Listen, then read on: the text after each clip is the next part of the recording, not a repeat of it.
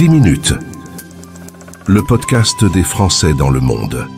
Françaisdanslemonde.fr. J'ai l'occasion d'accueillir Benoît Monté qui est dans sa voiture à Amsterdam, pas très loin d'Amsterdam. Bonjour Benoît. Bonjour. D'abord un petit Comment mot. vas-tu, Je vais très bien, merci beaucoup. Un petit mot sur la radio sur laquelle on se trouve. Tu m'as dit que c'était une super idée. Tu m'as aussi rappelé que quand on était expat, on devait chercher de l'info, on devait se débrouiller tout seul et que c'était une bonne idée d'avoir une info à disposition une radio à disposition des expats. C'est tout à fait vrai. Il y a plein d'organisations d'expatriés dans les différents pays dans lesquels on est, mais il n'y a pas forcément de médias qui sont universels et qui puissent me faire dire à moi qui suis le pauvre expatrié aux Pays-Bas que vit celui qui est à Johannesburg ou en Corée du Sud est finalement similaire et que je peux avoir de la sympathie pour une expérience qui est très proche. Donc oui, c'était une très belle initiative. Bravo Gauthier. Merci bien, tu es le podcast 1619. Il y a quelques heures, on diffusait un podcast sur la Corée du Sud d'ailleurs. Et c'est vrai ce que tu dis, il y a quand même un dénominateur commun avec tous ces Français, ces 3 millions de Français qui vivent un peu partout sur la planète. C'est qu'ils sont expatriés et français quand même. On va revenir sur ton parcours. Tu es originaire de Lyon, à Rivry pour être précis, et tes parents ont eu la bonne idée de te donner un prénom imprononçable sur toute la planète. Benoît. Oui, c'est vrai que c'est très sympathique quand c'est prononcé par un Américain, mais il se rend bien vite compte que finalement c'est pas comme ça qu'on dit. Et donc c'est très troublant pour les étrangers d'entendre des camarades ou des collègues français m'appeler Benoît et eux le lire Benoît. Donc c'est très compliqué de faire le lien entre ce qu'il y a écrit et la façon dont c'est prononcé. Oui, j'ai pas été aidé par mes parents pour l'expatriation, je te le confirme Gauthier. Alors tu parles 4 langues, le français, l'anglais, le néerlandais et l'espagnol. Tu as fait des études de commerce. Assez passionné par les RH, on va en parler parce que le sujet du jour navigue autour du sujet des RH. Et si je dis navigue, c'est pas non plus par hasard. Tu as une passion pour la navigation. C'est un peu même ton objectif de vie de te retrouver à bord d'un bateau et de naviguer sur les océans ? Oui, alors effectivement, c'est un très bon résumé.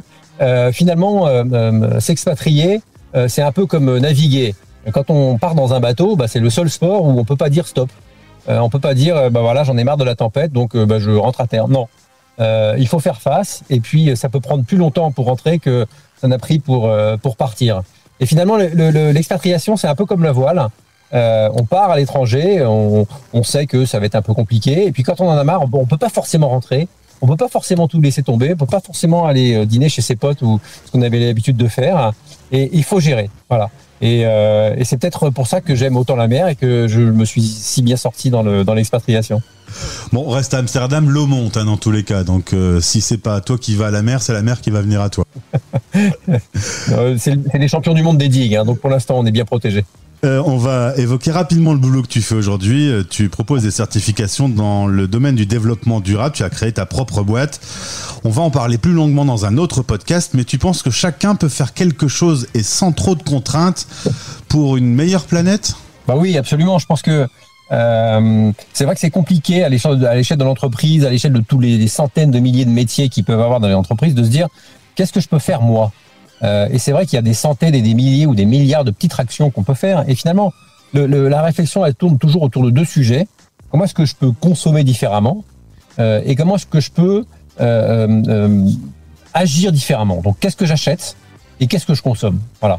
Et avoir cette constante, ce constant questionnement, qu'on soit responsable paye, comptable, directeur financier ou directeur général ou RH, en français, on peut se poser ces mêmes questions et y apporter des réponses qui sont complètement différentes et agir pour le développement durable. Quelques centaines de milliers de salariés, si tout le monde fait un petit peu, ça fait beaucoup. Voilà, c'est l'effet papillon.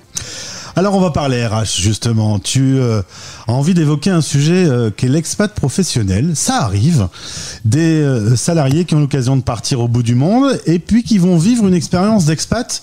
Alors j'avais tendance à penser que c'était un mode d'expatriation à l'ancienne, mais tu me disais que finalement ils étaient toujours aussi nombreux à partir, vivre dans un pays un peu coupé du monde, d'aller d'alliance française en alliance française, de vivre un peu dans un univers qui n'existe pas.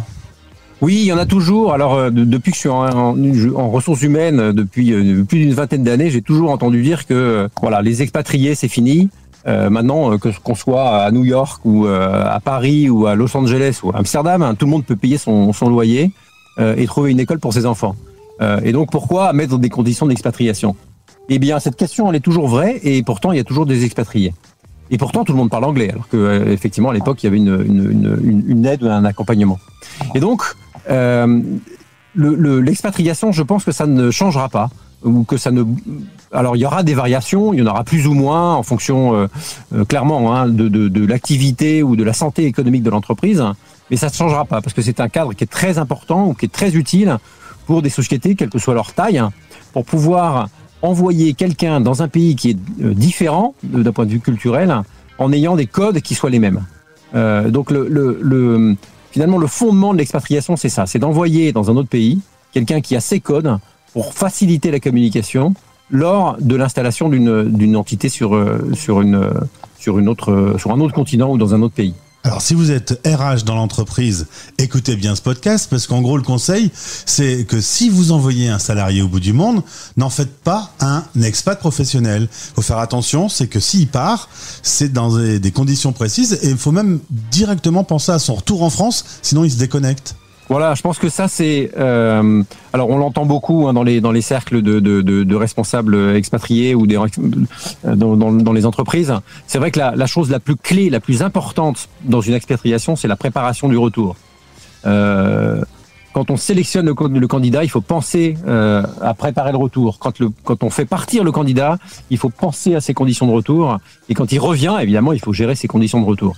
Pour une raison très simple, c'est que l'expatrié, il va se trouver souvent sur un poste à l'étranger, dans une filiale qui est plus petite que la maison mère, dans des conditions où il aura accès à un certain nombre de niveaux de responsabilité, une agilité de fonctionnement, une certaine liberté par rapport au process de la maison mère, qui vont forcément assez rapidement tourner en habitude. Et le fait de rentrer dans le pays, on le voit sur les statistiques, hein, Berlitz avait fait des statistiques il y a quelques années, il y a une proportion de démissions après une expatriation qui est phénoménale par rapport à des changements de poste. Et du coup, le salarié ou l'expatrié qui rentre en France, qui a perdu un peu ses repères, qui a l'habitude d'une certaine liberté, etc., mais qui aussi a acquis une réputation dans l'entreprise, a parfois envie de retrouver ses conditions un petit peu idéales ou idéalisées en tout cas, de retrouver ce cocon, comme j'appelle ça, des 200 familles locales, où finalement on se retrouve entre Français, c'est bien confortable, on s'invite parce qu'on a tous des grosses maisons, parfois, hein, je parle pas des jeunes, mais même les jeunes parfois ont des grosses maisons, ou des beaux appartements, et puis on retrouve les gens qui parlent leur langue, ou sa langue, et on a beaucoup de proximité avec ces gens-là, et effectivement, si on fait pas attention à ça, on se retrouve, et on en connaît tous, hein, nous expatriés, des Français qui en sont leur 5e, 6e, 10e expatriation et qui se disent oui, un jour je vais rentrer, mais en fait, quand ils rentrent, ils ont qu'une seule envie, c'est de repartir. Donc, c'est pour ça que c'est vraiment important de gérer le retour. Tu me disais que souvent, ils avaient des postes plus grands que ce qu'ils ont réellement, parce qu'ils sont dans un univers qui est un petit peu inhabituel. Ils sont invités à l'ambassade, ils vont dans les chambres de commerce, ils sont à un poste plus grand que ce qu'ils ont réellement, et que s'ils reviennent en France, ils l'ont plus, tous ces avantages. Oui, alors moi j'en ai connu quelques-uns moi-même, hein, des expatriés qui étaient patrons de pays, et le pays faisait, 20 millions d'euros de chiffre d'affaires, et en rentrant en France, ils étaient patrons d'une BU qui en faisait 80, mais ça reste une BU. Ils n'avaient pas tous les finances, ils n'avaient pas la logistique, ils rapportaient un patron, voilà. Et donc ce sentiment-là est très très fort en fait. Effectivement, quand on est patron de BU, on n'est pas forcément invité au MEDEF. Du coup, Benoît, pour conclure, qui doit faire attention ? L'entreprise qui envoie un salarié au bout du monde, ou le salarié lui-même ? Attention au fait que il va falloir qu'il revienne, et que donc ils doivent déjà s'y préparer. Gauthier, finalement, c'est pour ça que tu as monté ce média. Hein. C'est pour donner au salarié lui l'outil pour prendre une bonne décision et ne pas tomber dans les pièges.